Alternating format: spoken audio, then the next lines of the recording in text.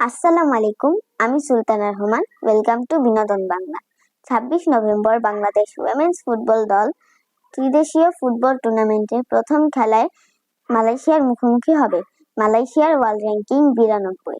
Malaysia এবং বাংলাদেশ সর্বশেষ একে অপরের মুখোমুখি হয় ২০২২ সালে ঢাকার কমলাপুর স্টেডিয়ামে দুটি ফিফা ফ্রেন্ডলি ম্যাচে। প্রথম খেলায় মালয়েশিয়া ৬-০ গোলে পরাজিত হয়।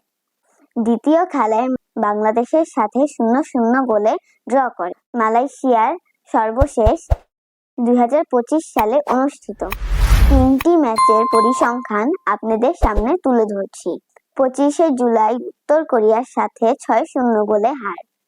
২২শে অক্টোবর হংকং চায়নার সাথে ৩-২ গোলে হার।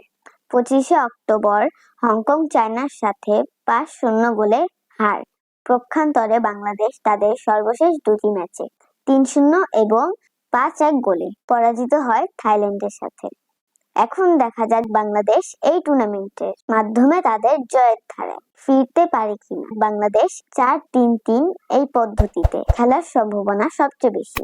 বাংলাদেশের শুরু একাদশটা কেমন হতে পারে আপনাদেরকে জানিয়ে দিচ্ছি। গোলপোস্টে রুকমা চাকমা, রাইট ব্যাকে শিউলি আজিম, লেফট ব্যাকে শামসুন নাহার সিনিয়র, সেন্টার ব্যাকে আফিদা খন্দকার, কুহাটি কিসলু। মাঝ মাঠে ৩ জন, মারিয়া মান্ডা, স্বপ্না রানী ও মনিকা চাকমা। রাইট উইং পজিশনে Shamsun Nahar junior, left wing পজিশনে ঋতুপর্ণা চাকমা, নাম্বার 9 পজিশনে তহুরা খাতুন। এটা বলতে পারেন আমার প্রেডিকশন।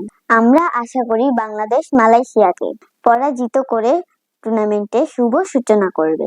তো ভিউয়ার্স, আজকের মতো বিদায় নিচ্ছি। আসসালামু আলাইকুম রহমতুল্লাহ।